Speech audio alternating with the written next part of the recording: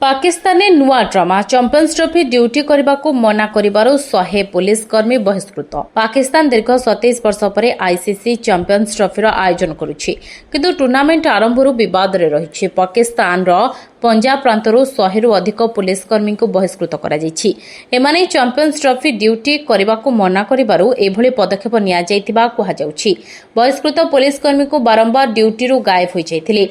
एहाछड़ा अधिक संख्यार पुलिसकर्मी लाहौर गद्दाफी स्टाडियम एवं होटेल मध्य खेलाड़ी सुरक्षा पर नियोजित रही, किंतु सेमाने निज कर्तव्य नकरी गायब रहुथिले। एथिपाई एमानंकु बहिष्कृत करा जायछि। एते बड़ टूर्नामेंट रे एभली दायित्वहीन काम करिथिबारु पुलिसकर्मी विरुद्ध में कड़ा कार्यानुष्ठान ग्रहण करा जायछि।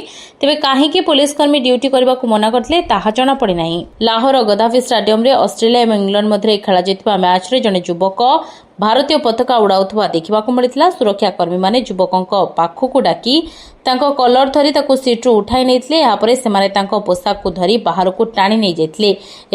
गिरफ कर वीडियो सोशल मीडिया रे बेस भाइराल होछि।